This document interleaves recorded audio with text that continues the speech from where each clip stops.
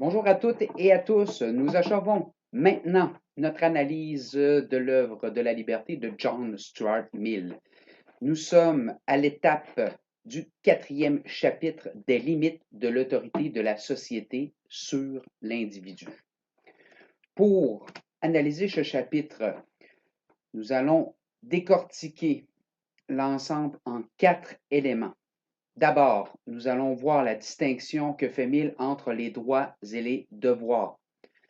Nous allons ensuite voir dans quelle mesure le processus d'éducation doit être traité différemment de ce qui est avancé dans ce chapitre. Troisième élément, nous allons distinguer les vices privés et les vices moraux qui nous permet de mieux comprendre les limites de l'autorité de la société sur l'individu. Et enfin, les nombreux exemples donnés par Mill pour mieux comprendre sa position. J'ai tout de suite introduit une citation pour nous mettre dans le bain de ce chapitre. Il commence ce chapitre en disant: Comment tracer avec justice les limites de la souveraineté de l'individu sur lui-même? Où commence l'autorité de la société? Quelles parts respectives de la vie humaine reviennent à l'individualité et à la société? Chacune des deux recevra la part qui lui revient si chacune s'occupe de ce qui la concerne plus particulièrement. L'individualité doit gouverner cette partie de la vie qui intéresse en premier lieu l'individu, la société, cette autre partie qui intéresse avant tout la société.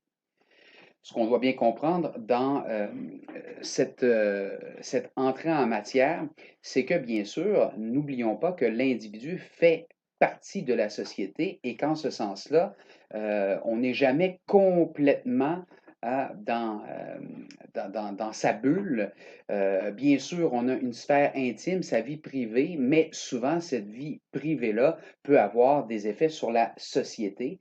Et c'est un des éléments finalement qui pose problème dans ce chapitre-là. Alors, Mill, ce qu'il va essayer de faire, c'est de montrer qu'il y a une sphère strictement privée où la société n'a pas à intervenir, du moins contraindre un individu, et une autre sphère où, bien sûr, la société est autorisée à intervenir. Commençons par la distinction entre droits et devoirs. L'enjeu du chapitre, c'est de baliser la conduite envers autrui. Comment un individu peut agir envers autrui, comment la société peut agir envers quelqu'un d'autre, envers un individu, envers un groupe, etc. Autrement dit, hein, c'est le rapport avec les autres qui fait problème ici. Un élément est clair ici, c'est qu'il faut respecter les droits individuels. Encore une fois, on rappelle que Mill est dans la même lignée du libéralisme de Locke. On ne doit pas nuire à autrui, à sa vie, à sa santé, à sa liberté, à son bien. Autrement dit, il y a des droits naturels, ici on pourrait parler de droits fondamentaux, qu'on doit respecter. Mais aussi, dit-il, et je l'ai souligné, le problème, c'est que ce n'est pas tout de respecter les droits des autres, mais on a aussi des responsabilités envers les autres. Il fait même une critique de toutes les théories du contrat social en pensant probablement plus à Rousseau et à Hobbes que le système de Locke, qui perçoit à l'état nature l'humain comme étant capable d'agir avec les autres. Mais ce qu'il nous dit, c'est que l'être humain a toujours des responsabilités envers la société parce que l'individu n'existe pas seul, il vit avec d'autres personnes. Il dit la chose suivante: le seul fait de vivre en société impose à chacun une certaine ligne de conduite envers autrui. Cette conduite consiste premièrement à ne pas nuire aux intérêts d'autrui, ou plutôt à certains de ses intérêts qui, soit par une disposition impérative et légale, soit par un accord tacite, doivent être considérés comme des droits. Donc, le mot-clé ici, ce sont les droits. Deuxièmement, à assumer sa propre part du travail et des sacrifices nécessaires pour défendre la société ou ses membres contre les préjudices et les malversations. Le mot ici, malversation, hein, c'est tout simplement ce qui est porté vers le mal, tout comportement hein, nuisible. Alors, si hein, il est clair qu'on ne doit pas nuire à autrui, dans quelle mesure hein, j'ai des responsabilités envers les autres et dans quelle mesure la société ou l'État peut m'imposer, me contraindre à respecter mes obligations envers autrui. Or, si c'est assez clair qu'on doit respecter les droits, ce n'est pas du tout clair quand il s'agit de devoirs ou de responsabilités.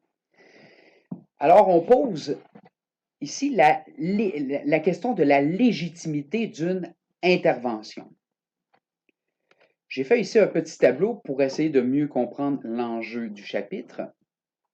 Vous auriez d'un côté la défense des droits, de l'autre le respect des devoirs et l'autre colonne du tableau, les interventions, en fait les lignes du tableau, l'intervention de l'État, hein, qui est liée bien sûr à la loi et au respect de la loi, sans quoi on a le droit de punir. Et de l'autre côté, l'intervention de la société, ici, qui s'exprimerait par l'opinion et la coutume. Le mot qui est utilisé ici, hein, c'est l'opinion. Parmi. Lorsqu'il est question de défense des droits dans un système libéral et dans un état de droit qui apparaît, on s'en souvient, avec la monarchie parlementaire, quelque chose qui est très clair avec le Bill of Rights en 1689 en Angleterre. Bien entendu, l'État est appelé à intervenir lorsque les droits sont brimés, lorsqu'on nuit à autrui et qu'il est question des droits de chacun. Pour ce qui est de l'intervention de la société, c'est également un motif autorisé lorsqu'il est question de droit. Non seulement, par exemple, quelqu'un qui vole se fera arrêter et aura une sanction avec la justice, mais en même temps, on peut très bien condamner son geste, et bien sûr, selon la gravité du geste commis. Cependant, pour ce qui est du respect des devoirs, il nous dit clairement que l'intervention de l'État, lorsqu'il est question seulement, hein, ici c'est important de l'avoir à l'esprit, seulement du respect de ses responsabilités, ça ne veut pas dire que l'État ne peut pas intervenir, mais habituellement, c'est un motif insuffisant. Pourquoi? Parce que le rôle de l'État, c'est de faire respecter ici les droits. Et tant aussi longtemps que les devoirs hein, respectent les droits, ou que si, par exemple, j'ai un manquement de mes responsabilités, mais que je ne brime pas les droits, alors l'État ne peut pas intervenir. Alors que, pour ce qui est de l'intervention de la société, il nous dit finalement que là, malgré tout, il y aurait une possibilité de l'intervention de la société si quelqu'un finalement est un irresponsable, qu'il ne tient pas compte finalement de ses devoirs qu'il doit avoir envers la société, quand bien même finalement hein, que les droits seraient respectés de certains individus. Donc c'est un motif, ici le respect des droits, devoirs à débattre et c'est l'ensemble du chapitre qui va essayer de clarifier cet élément. Il le dit cependant au départ, bien entendu, on exclut de toute intervention, hein, exclusion de toute intervention dans la vie strictement privée si hein, on touche la vie purement privée de quelqu'un, Là, c'est clair hein, que l'État ou la société n'a pas à intervenir. Donc là, il y a déjà un postulat de base qui va finalement qui corrobore finalement son point de départ, celui du principe de non-nuisance. Lorsque ça ne concerne que le bien-être d'un individu dans sa sphère privée, on n'a pas à intervenir. Il ajoute même à ceux qui sont consentants. Si on fait quelque chose qui ne plaît pas à d'autres, qui semble manquer à un devoir, mais que la personne, elle est consentante, alors ici, c'est une affaire de vie privée et personne n'a à intervenir. Lorsqu'il développe son propos, il va tout de suite clarifier quelque chose concernant le processus d'éducation. On se souvient à la page 79, chapitre 1, qui va dire que le principe de non-nuisance ne s'applique pas, bien sûr, aux enfants. Et il revient ici sur cette idée à la page 146. Il va nous dire que la finalité de l'éducation, bien entendu, c'est le développement individuel et social.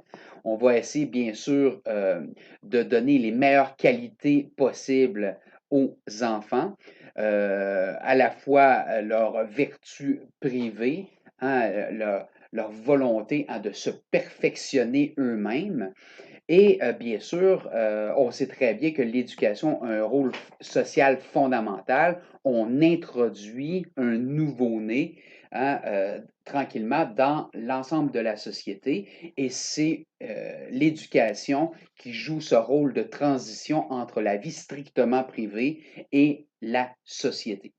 C'est un thème, soit dit en passant, qui sera repris dans un petit texte fabuleux de Hannah Arendt dans La crise de la culture, hein, qui porte, dont un des chapitres s'intitule La crise de l'éducation.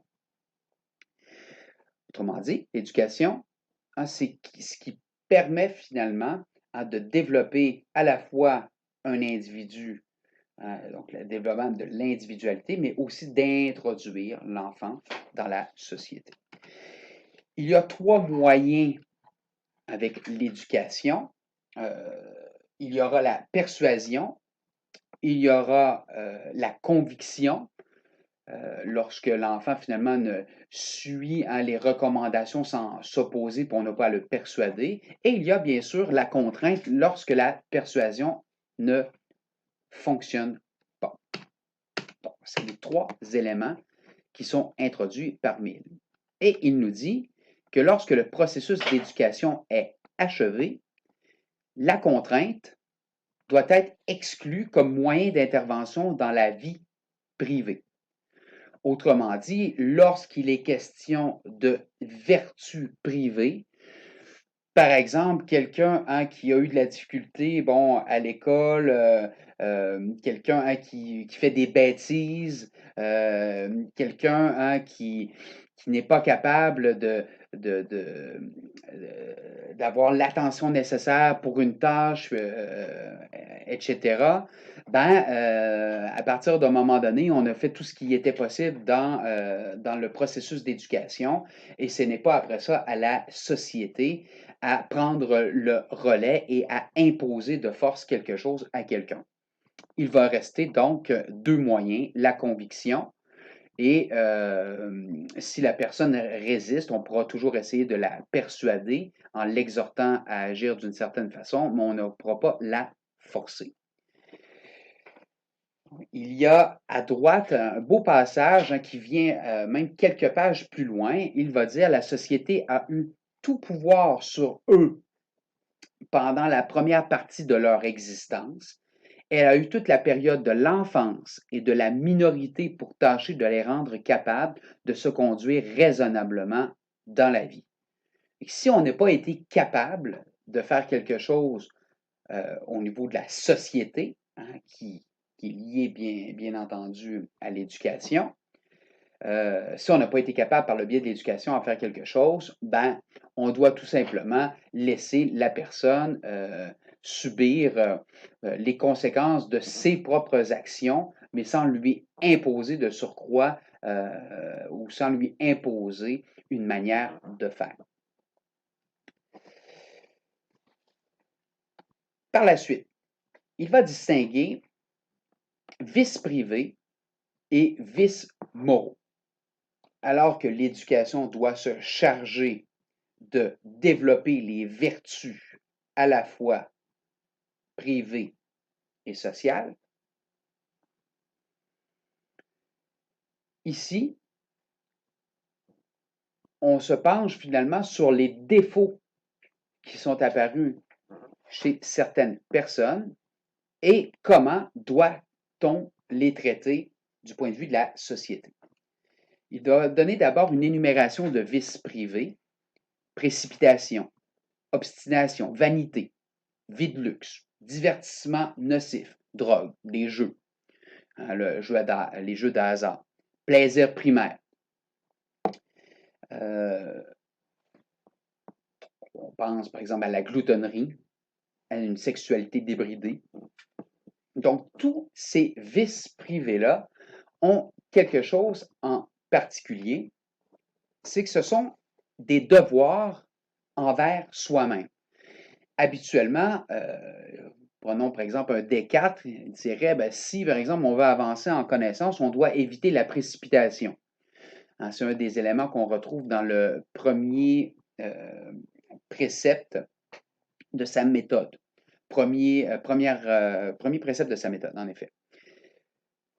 Donc, celui qui se précipite toujours sans réfléchir, ben, il risque à un moment donné de faire des erreurs, puis s'il ne réussit pas à se corriger, bien, ça va être néfaste pour lui. Donc, qu'est-ce qu'on entend ici par un devoir envers soi-même? Il y a tout le temps l'idée du perfectionnement, de se cultiver soi-même, le respect de soi.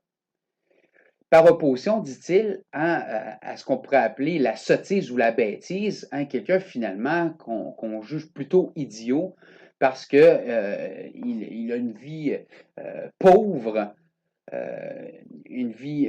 qui ne fait pas, qui ne permet pas finalement de s'épanouir pleinement. Quelles sont les réactions maintenant légitimes de la société, d'une personne envers cette personne vicieuse? Donc, moi qui fais partie de la société et les autres personnes qui font partie de la société, disons la société dans son ensemble, que peut-on faire lorsque quelqu'un est bête, que c'est un sot? D'abord, il va dire qu'on ne peut pas s'empêcher de ne pas avoir une réaction. Donc, il va commencer par la sensibilité. Bien entendu, quelqu'un qui est idiot va habituellement engendrer un sentiment d'aversion, de mépris et de haine. Mais aussi, au niveau de la pensée, non seulement mon sentiment est affecté, mais je vais commencer à réfléchir sur l'idiotie de la personne, sur le fait que la personne est beaucoup trop précipitée, qu'elle est obstinée, qu'elle est boquée, comme on dit.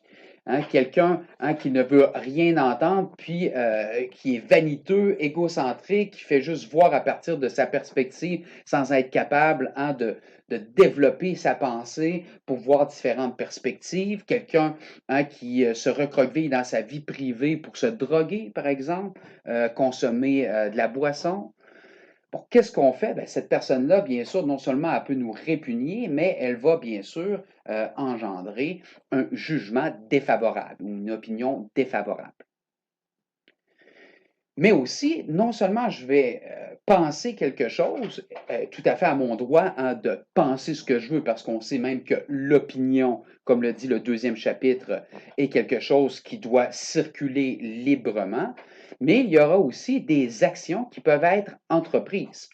Alors, là-bas, ce sont des actions de répulsion, donc on peut l'éviter, mettre en garde les autres du caractère nuisible de sa fréquentation, dire par exemple à son enfant de ne pas aller voir tel monsieur parce que bon, c'est un alcoolique, c'est quelqu'un qui joue au jeu, c'est quelqu'un de pas fréquentable pour X raisons. Et il va dire, au pire, on peut même abandonner cette personne-là vicieuse dans la mesure où on ne peut pas faire grand-chose pour la sauver, sinon même qu'on a même tenté probablement de le faire puis que ça donne rien. Donc, on peut carrément l'abandonner. Et puis, c'est elle qui sera responsable de son propre malheur.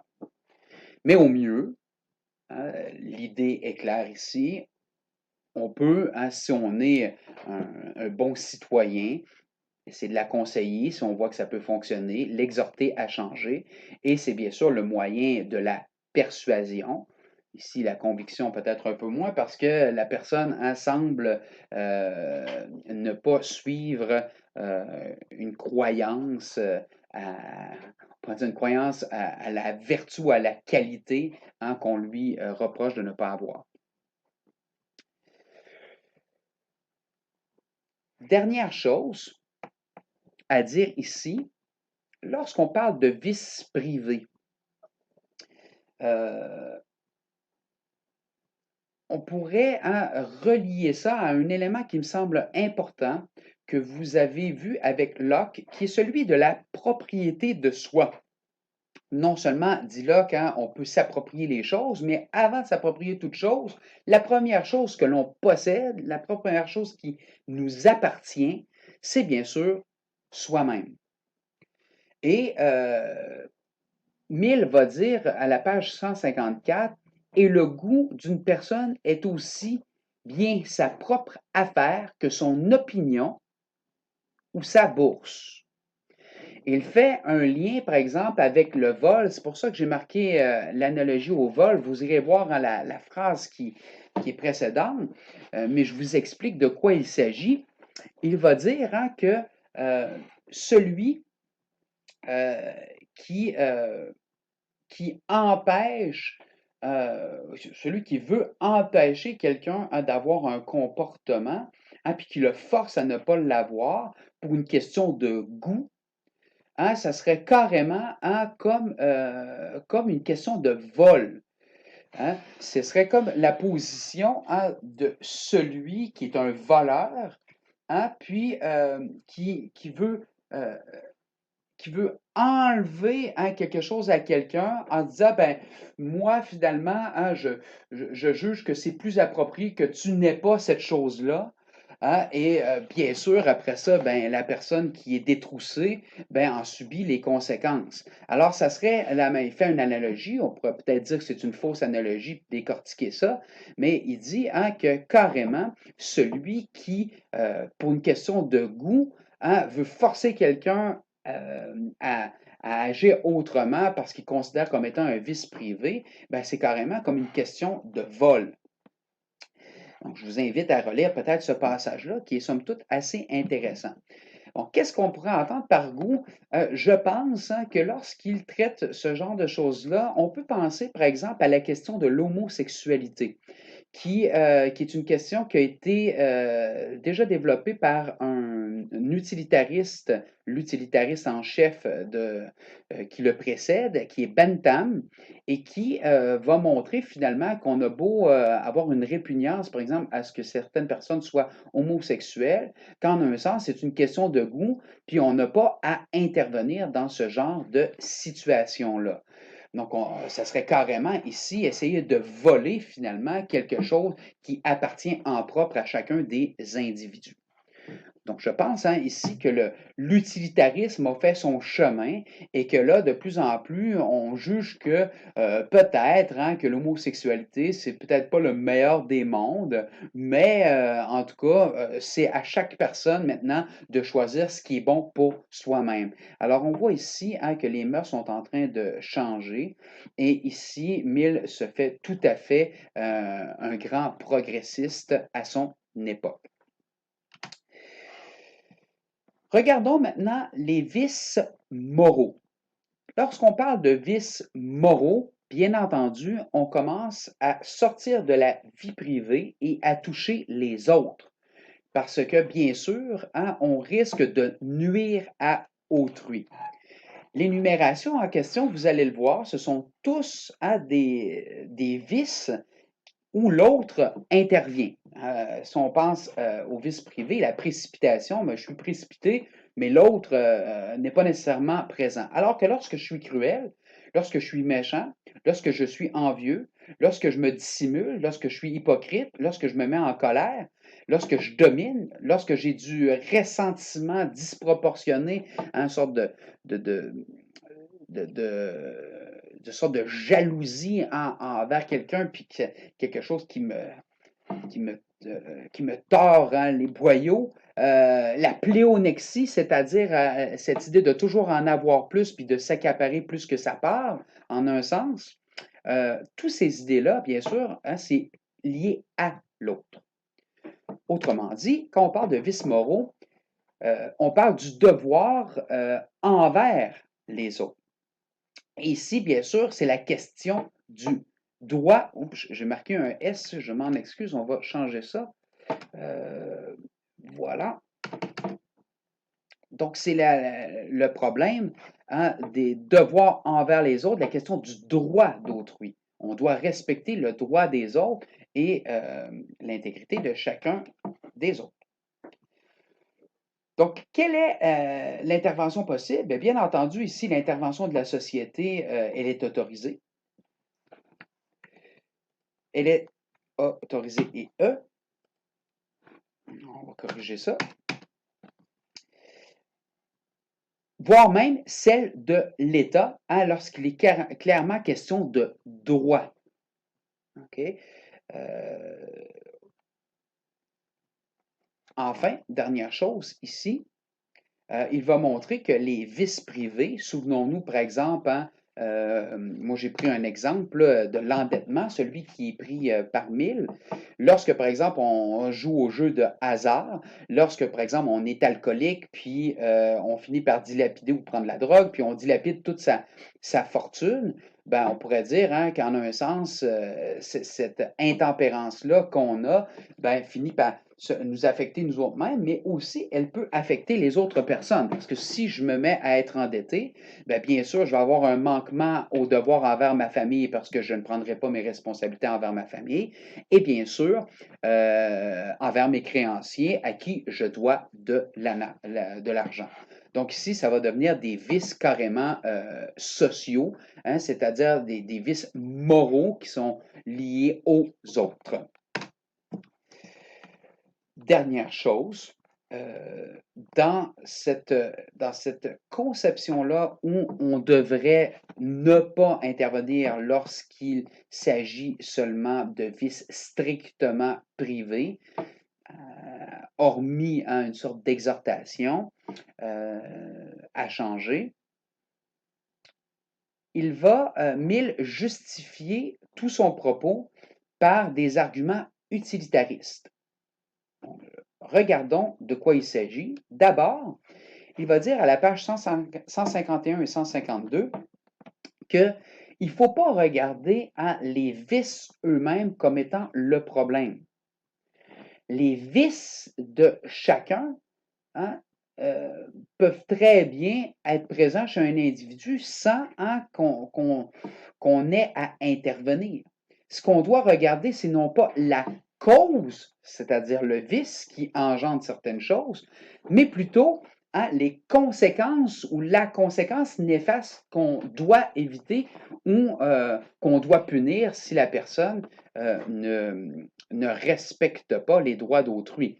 Si par exemple je suis une personne envieuse et que finalement ça me pousse à voler, peut-être que l'envie ne pose pas tant de problèmes que finalement la conséquence. Donc ici, hein, je pense que Mill, ce qu'il essaie de montrer, c'est qu'il ne faut pas s'attaquer tant à la cause, hormis peut-être dans le processus d'éducation, mais dans la vie courante, on doit plutôt regarder les conséquences et s'attaquer aux conséquences. Et en ce sens, il va juger hein, que lorsqu'il est question des vices privés et que finalement les effets moraux directs sont plutôt négligeables, il ne faut pas essayer à contrôler d'une quelconque façon, notamment par les lois.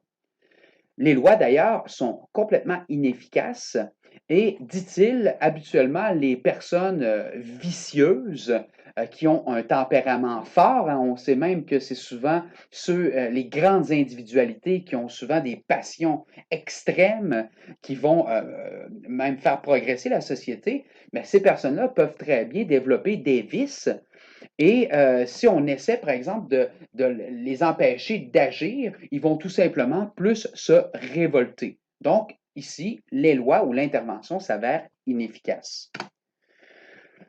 Et enfin, il va contredire un argument qu'on retrouve souvent, qu'il ne faut pas laisser ces personnes-là, hein, dans leur vie privée, donner le mauvais exemple. Par exemple, une personne alcoolique. Or dit-il, ce serait un bien meilleur exemple, hein, de les laisser tout simplement euh, de les laisser subir la conséquence de leurs propres actions et de montrer finalement à quoi mènent les vices privés, par exemple à l'endettement, à la dépravation, etc. Donc, ça ne sert à rien, par exemple, hein, de dire on va intervenir pour empêcher, par exemple, un alcoolique, hein, de boire. Hein, il juge ici que les maux seraient beaucoup plus grands lorsqu'une société deviendrait plutôt tyrannique. On va passer maintenant au dernier élément que je voulais vous présenter. C'est tout simplement les exemples. J'ai marqué du danger d'une sorte de police morale, c'est-à-dire, hein, ceux, hein, qui, sous prétexte finalement qu'il y a des vices dans la société, qui voudraient finalement intervenir le plus possible. Et il va prendre une série d'exemples pour essayer de montrer l'absurdité de la chose. D'abord, l'interdiction du port. Pourquoi finalement, hein, on ne pourrait pas interdire, par exemple, certaines choses qu'on considère comme étant un vice? Et là, il va prendre l'interdiction du port. Bon, on trouve absurde finalement, hein, souvent, par exemple, certaines pratiques alimentaires religieuses. Alors, si par exemple, on juge que c'est inapproprié, par exemple, d'interdire telle ou telle nourriture, on voit mal finalement pourquoi on devrait interdire ce qu'on juge comme étant du domaine de la vie privée de chacun, hein, qui est du domaine du goût. Il va prendre le célibat religieux chez les Espagnols versus, hein, ici, il faut l'avoir à l'esprit, dans l'anglicanisme et chez les protestants, la possibilité aux pasteurs de se marier.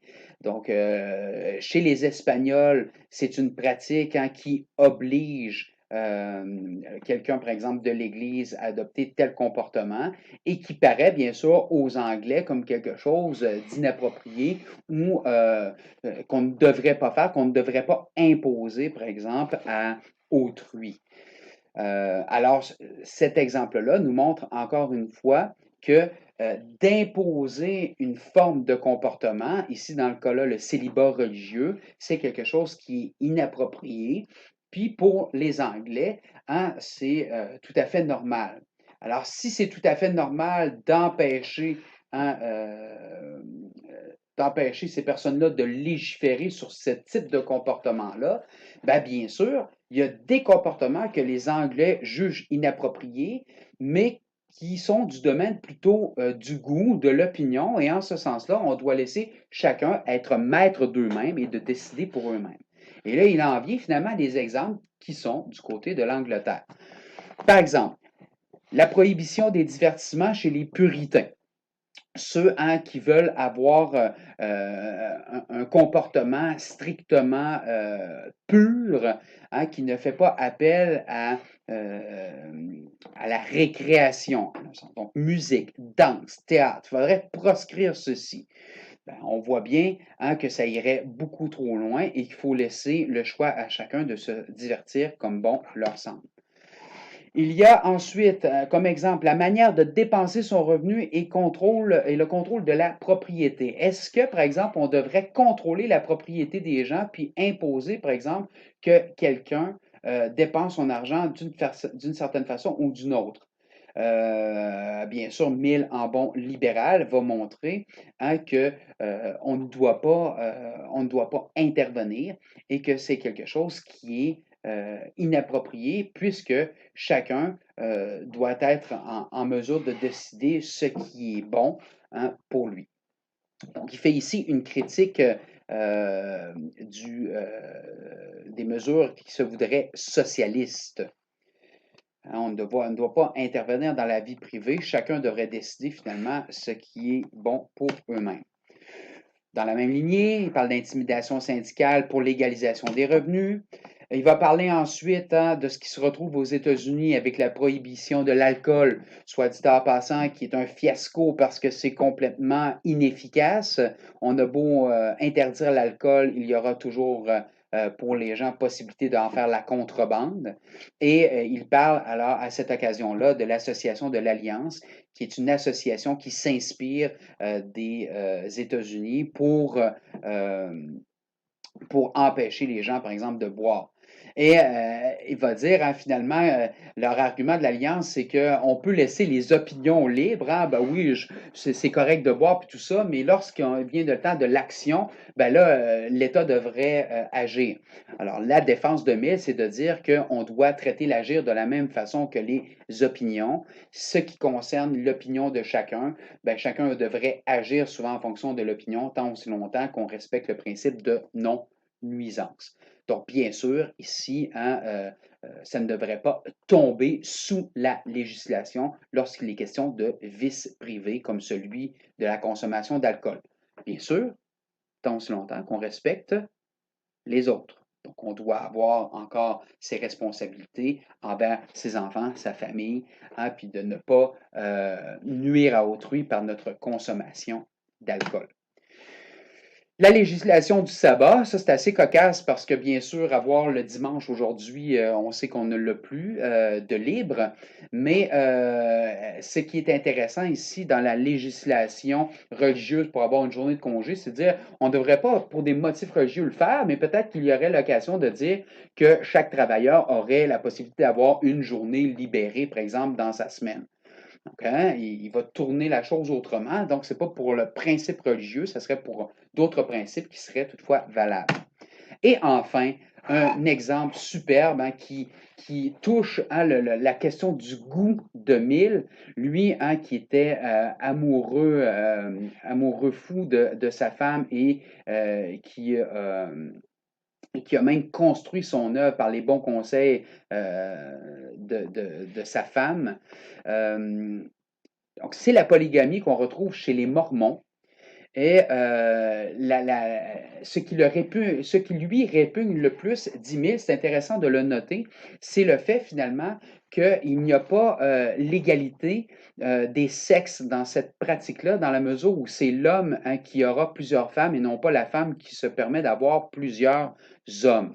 Donc, pour ce motif-là, il va dire que c'est quelque chose qui lui répugne. Mais en même temps, dit-il, c'est qu'ils sont consentants. Et si, par exemple, les personnes sont consentantes, ils voient mal comment on pourrait leur imposer une manière de faire.